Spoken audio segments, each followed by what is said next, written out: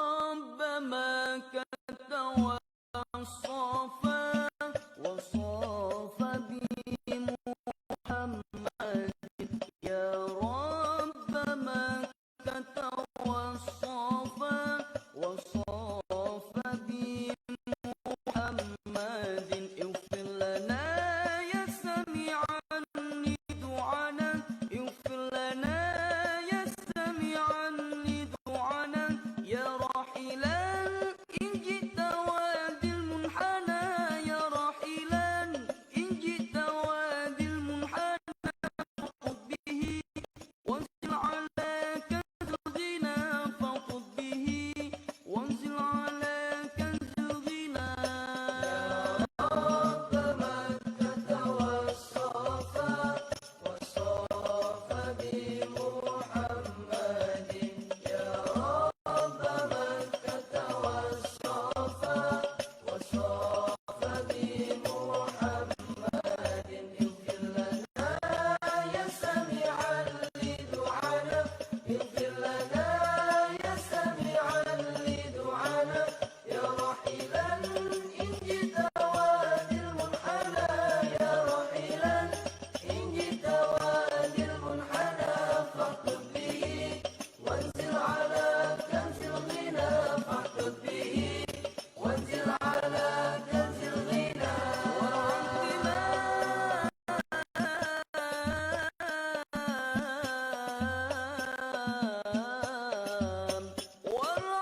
والعظمان لجيرة حلوا به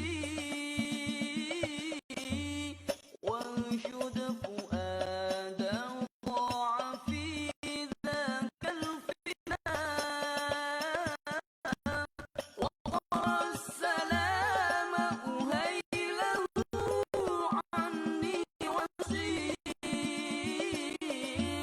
ما حل بي بعد البعاد من الضناء من الضناء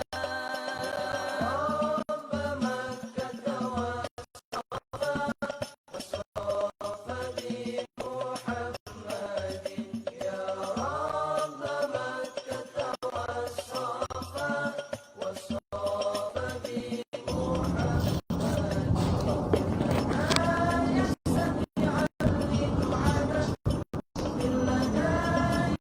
Assalamualaikum warahmatullahi wabarakatuh. Bismillahirrahmanirrahim.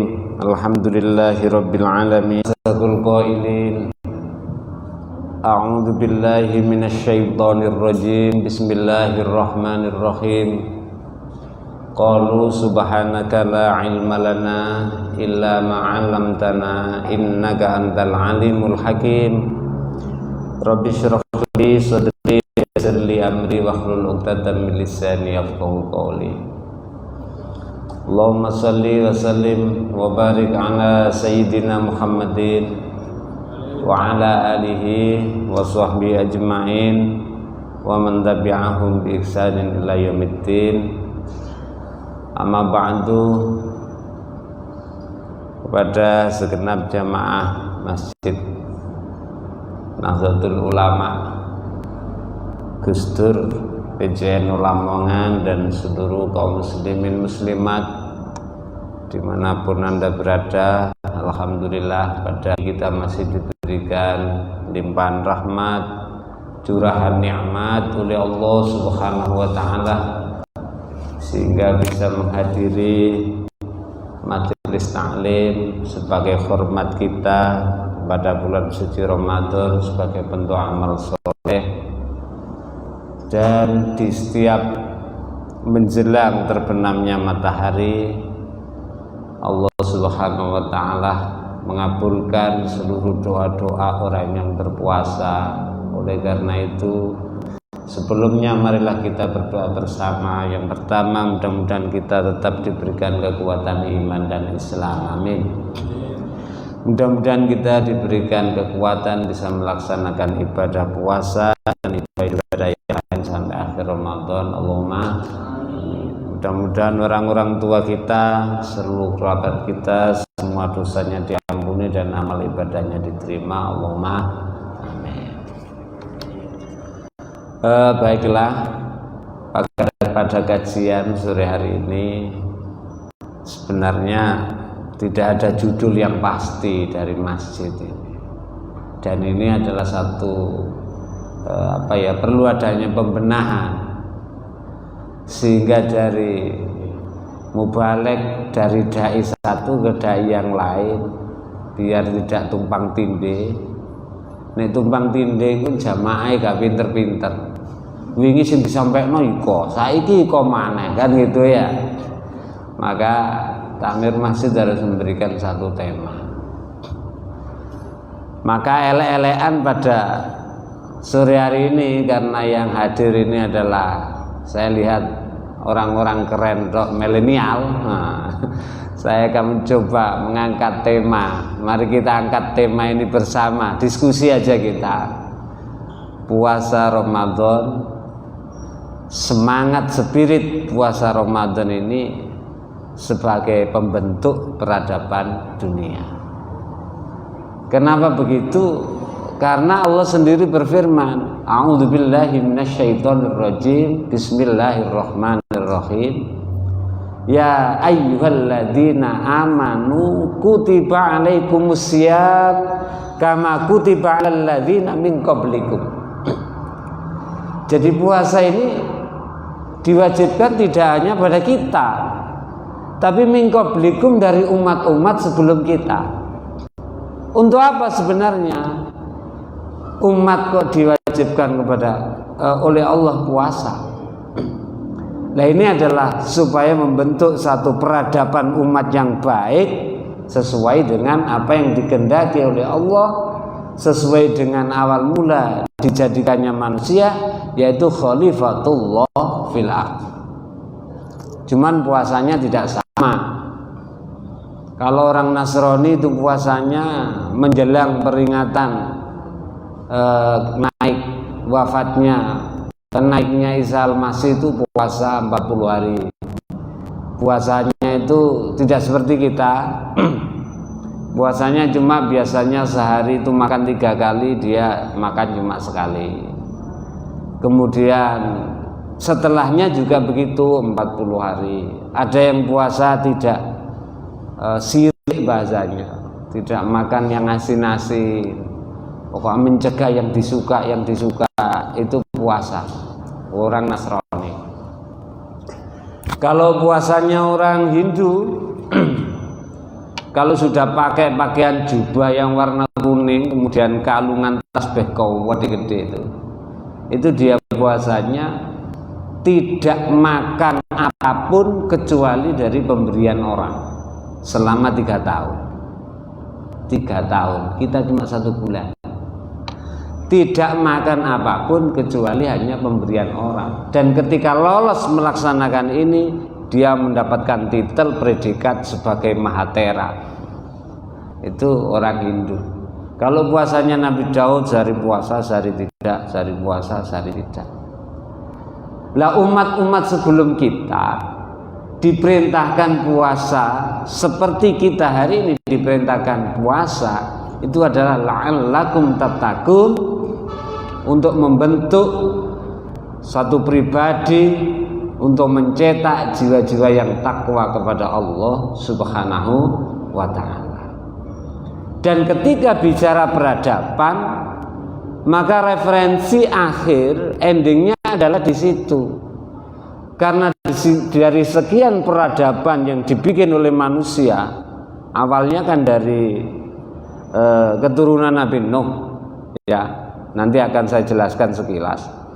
Peradaban yang dibuat oleh manusia setinggi apapun, sehebat apapun, ketika moralitas keagamaan umat ini hancur, maka peradaban itu dihancurkan pula oleh Allah Subhanahu wa ta'ala.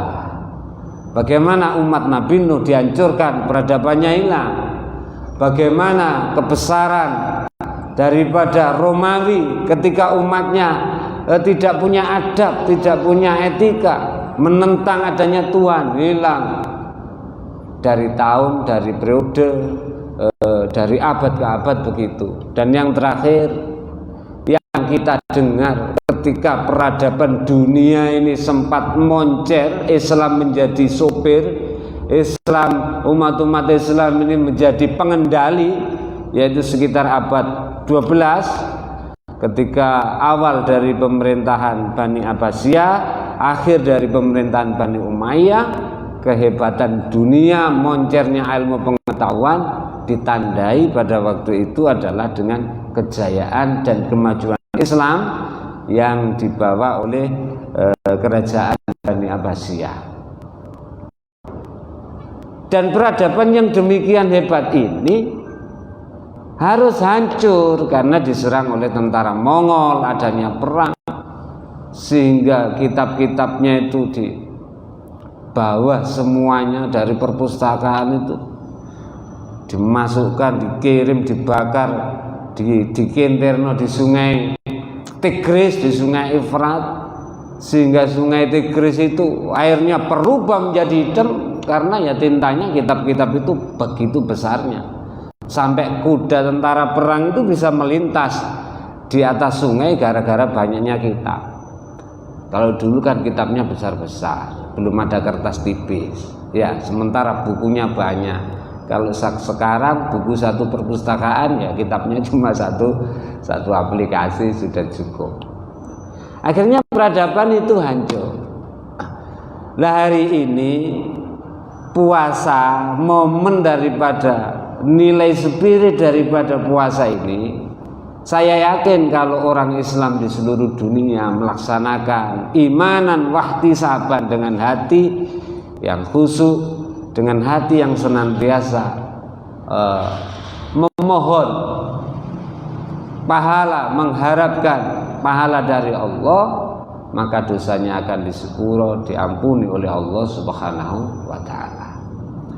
Saudara-saudara sekalian, para jamaah yang saya hormati, tadi saya katakan bahwa awal mulanya peradaban ini dimulai setelah terjadi satu bah besar pada tahun 3500 sebelum Masehi, yaitu pada zaman Nabi Nuh. Ketika itu Nabi Nuh yang usianya 95 tahun berdakwah selama 800 tahun. Ini merasa agak kesel, merasa agak capek karena 800 tahun ngajak orang itu cuma dapat pengikut 80, sehingga 10 tahun dapat orang satu, sehingga anak-anak Ibnu nek sak periode 2 tahun iso makesta terus ngedekno rayon komisariat dapat 10 itu sudah bagus, luar biasa itu ya. Nabi Nuh selama 800 tahun cuma dapat 80 orang, 10 tahun dapat 1. Nah, ketika kemungkarannya sudah muncak, akhirnya berdoa minta kepada Allah supaya pun umat niki pun pegel kula ngeramut tiang-tiang niki pateni mawon sedaya. Temenan nggih pun pegel kula.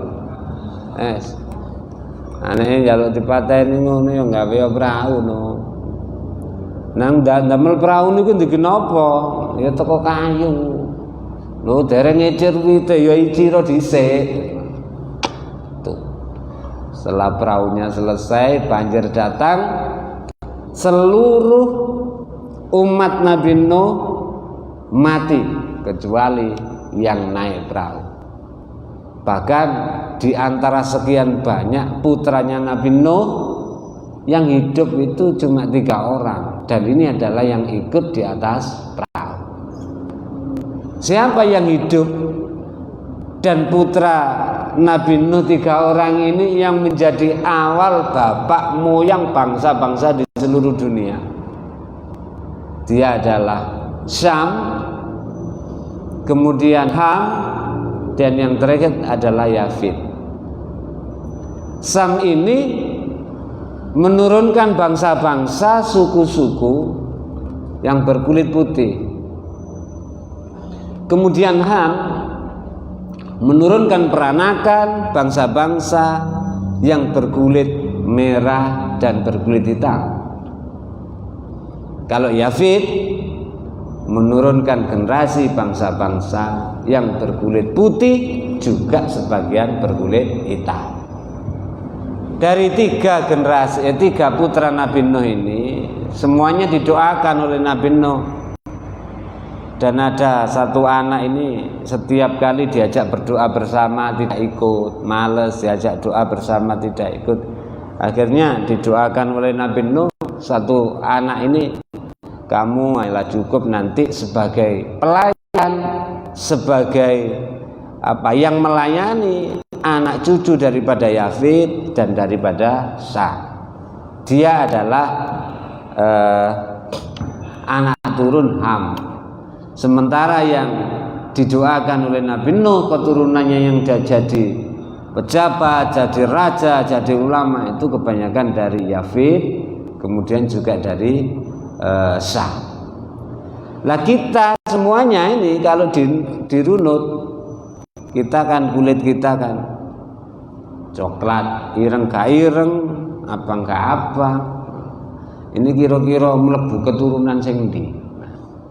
Generasi yang mana?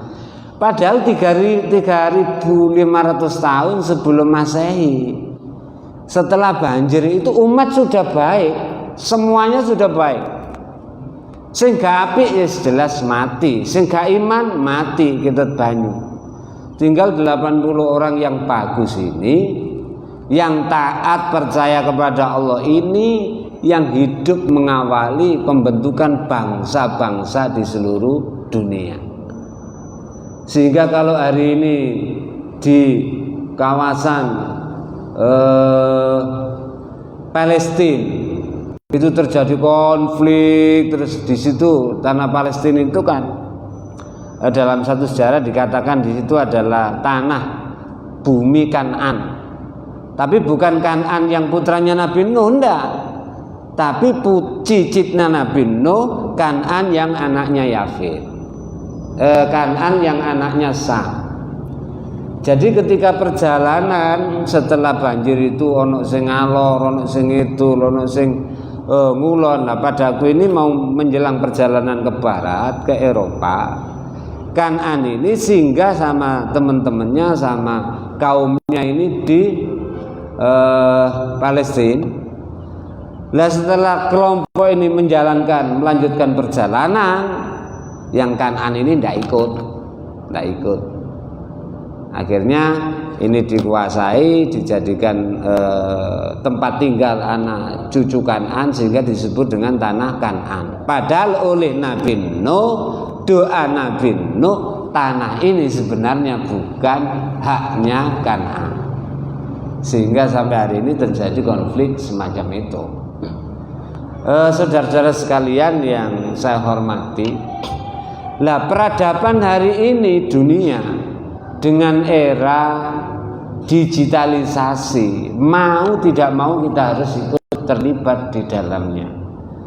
Mau tidak mau kita harus turut mewarnai sudah sejauh mana dan sampai seberapa jauh era budaya digitalisasi ini akan mewarnai otak, mewarnai pikiran manusia. Karena ini besar sekali dalam satu pengaruh dalam membentuk peradaban manusia. Kenapa? Karena peradaban manusia itu yang menjadi pertimbangan faktor utama adalah ilmu pengetahuan, sains dan teknologi. Sains dan teknologi adalah hasil daripada ilmu pengetahuan. Dan ilmu pengetahuan ini, sains dan teknologi ini kalau diaplikasikan dalam kehidupan akan membentuk satu budaya, membentuk satu pola hidup, membentuk satu pola berpikir, dan di situ nanti akan membentuk satu peradaban. Dan kita bisa bercerita tentang peradaban hari ini adalah akibat dari tinggalan-tinggalan kemajuan budaya pada waktu itu. Adanya yang di Mesir itu tempat pemakaman kuburan keluarga Fir'aun itu. Nah, ada piramid di Mesir. Kita tahu bagaimana peradaban bangsa Mesir pada waktu itu. Kita membaca piramid itu. Kemudian bagaimana peradaban bangsa Indonesia pada tahun berapa ya, tahun untuk Mataram Hindu itu, sehingga adanya Borobudur. Cuma orang-orang memaknai peradaban baik di kamus atau di apa, itu biasanya kebanyakan dipengaruhi oleh faktor di mana lingkungan itu manusia bisa hidup dan berkembang. Sehingga awal peradaban ini banyak dihitung dari tumbuh kembangnya suku-suku bangsa-bangsa yang ada di tepi-tepi sungai. Karena apa? Karena pada waktu itu setelah anak keturunan Nabi Nuh tersebar, itu kan mesti nyari daerah-daerah di mana dia hidupnya enak, hidupnya lebih gampang. Maka di tepi sungai, kalau di sana ada sungai Tigris, ada sungai Efrat. Kalau di Mesir ada sungai Nil. Kalau kemudian di India ada sungai Gangga. Ya di tepi sungai-sungai itu awal mulanya tumbuh bangsa-bangsa. Kalau di Jawa ini sungai Bengawan Solo, sehingga ada sungai Berantas, sehingga di sini pernah ditemukan dulu satu fosil manusia purba di tepi Bengawan Solo. Ini adalah awal mula adanya satu peradaban manusia. Lah hari ini peradaban manusia mikirnya sudah tidak di bumi. Ada yang mau pindah ke Mars, ada yang mau pindah ke Jupiter. Nah ini, jadi manusia tidak hanya menguasai bumi, tapi betul-betul menguasai alam. Dan ini kan sudah pernah dicontohkan dalam satu ajaran peristiwa agama, kan sudah, namanya Isra Mi'raj itu adalah perjalanan lintas alam, perjalanan lintas planet yang dialami oleh Rasulullah Muhammad SAW. Dan umat manusia baru mampu bisa membuktikan naik ke bulan sekitar tahun 1967 ya, Apollo pertama. Sehingga ketika ada kiai cerita ono Apollo munggah nang bulan, ketika cerita tentang Isra Mi'raj, sing protes wong Madura. Lho kok nang bulan kiai, kok gak nang ngene sengenge. Kiai ini jawab, nang sengenge gak kuat panase. Dadi nang bulan ae. Lu sampean keliru Pak Yai, supaya gak panas nek berangkat aja awan, sampean berangkat bengi. Ya kiai ini pinter jawab. Loh, nah nek berangkat bengi ya sengenge ini gak ketok. Loh, ya Google Map kiai. Kiai ini jawab, "Nduk kono gak ono sinyal, sampean salah lagi." Kok salah piye? Beli HP sama sinyalnya. Jadi kita anak-anak muda ini memang sama harus banyak belajar. Ojo koyok yang tua-tuang ini wis telat belajar ya, telat.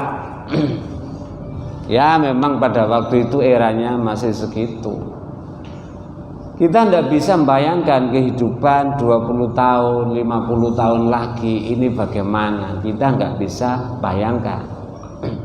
Sementara hari ini sudah ada semacam barang-barang tiruan, ada kokonut, apa ya, makanan yang dari kelapa yang kemudian koyok semacam siwalan itu loh yang diawetkan, itu juga tiruan, itu elastis kayak plastik.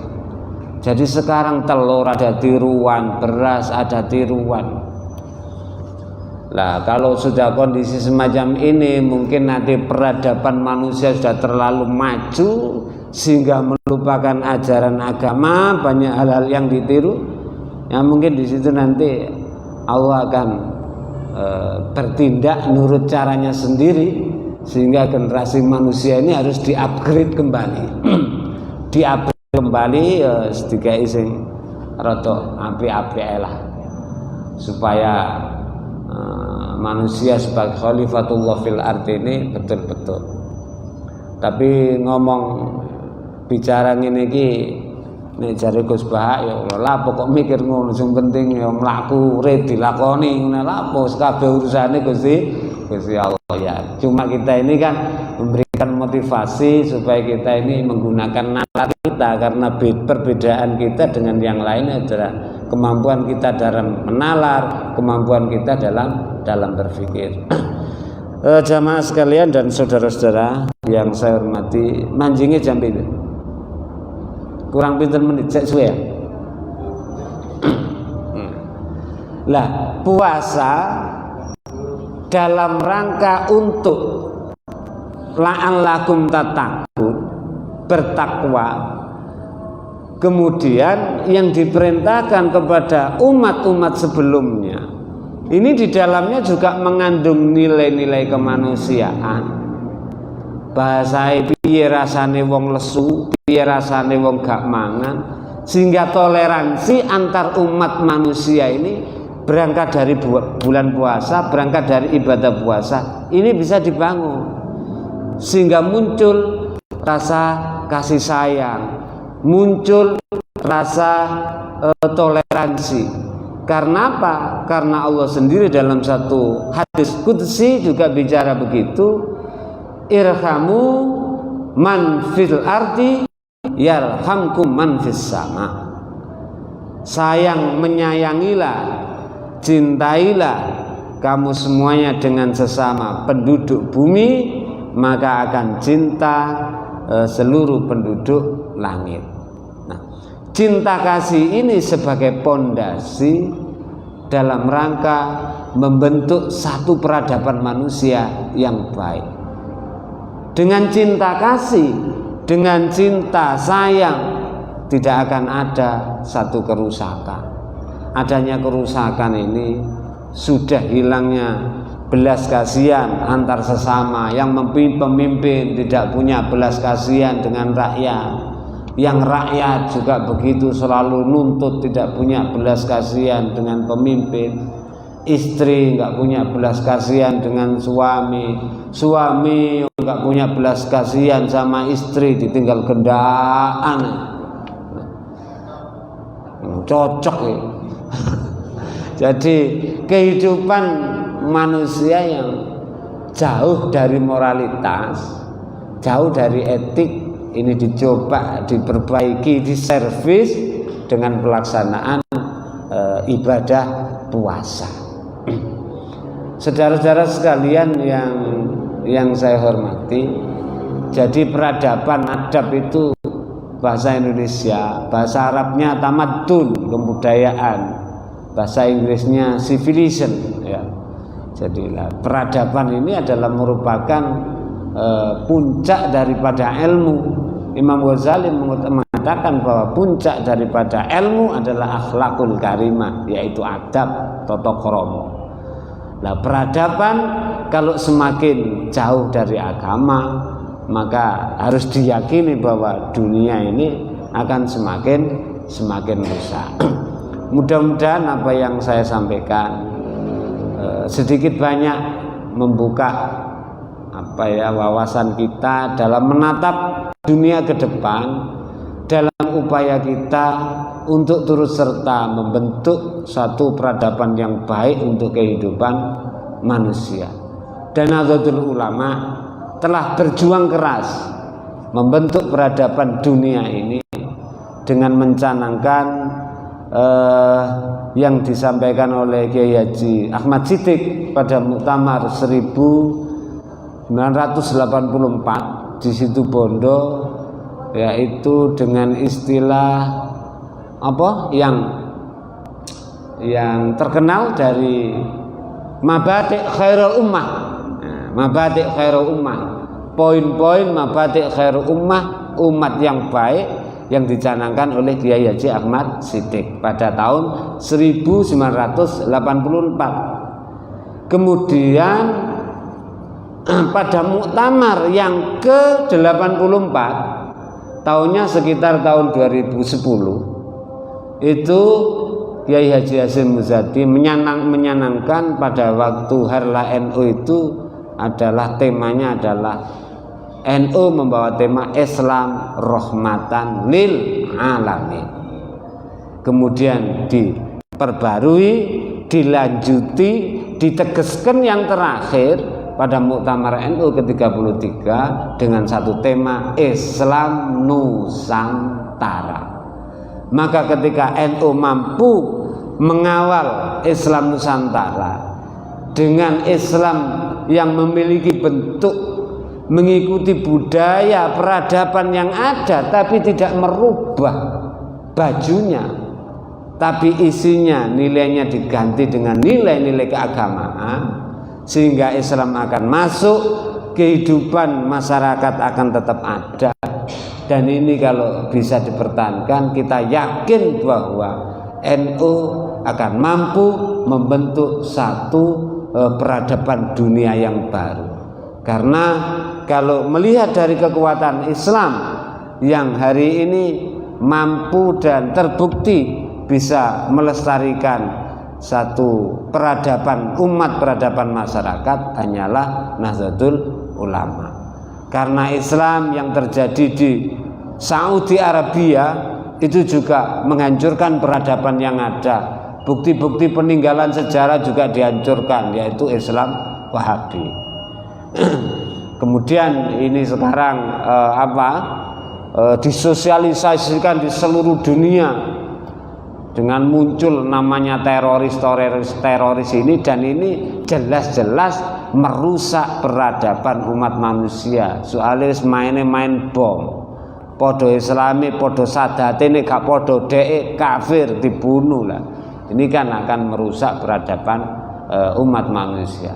Sehingga kita harus pede, harus yakin, harus betul-betul pede bahwa di dunia ini hanyalah kita, hanyalah Nahdlatul Ulama yang sekiranya nanti paling mungkin untuk membangun satu peradaban dunia yang baru.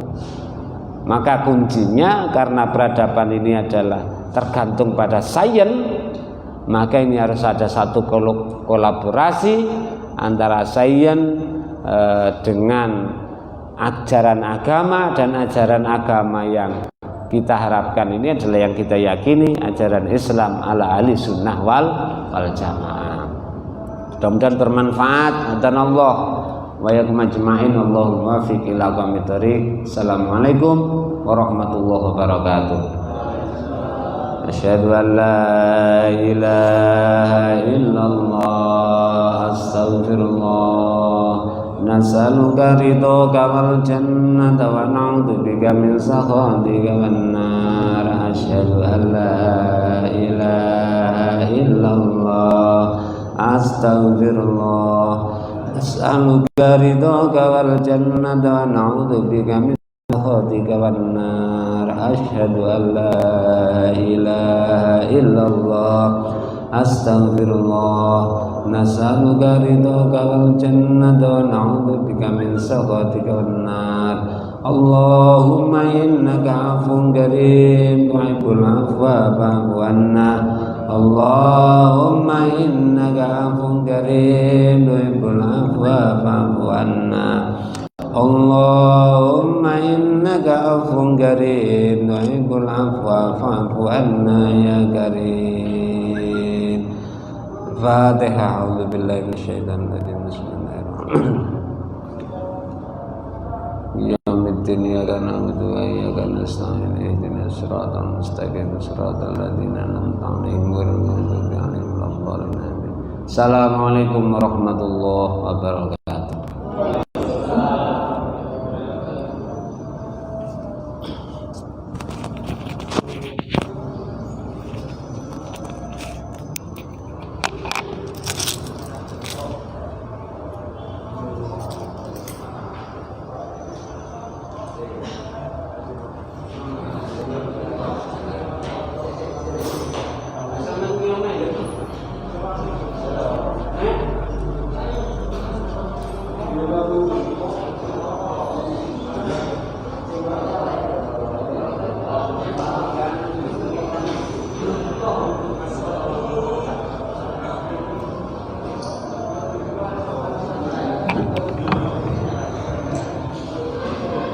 Tidak ada suaranya vokal. Ngomong ya. Wes mari.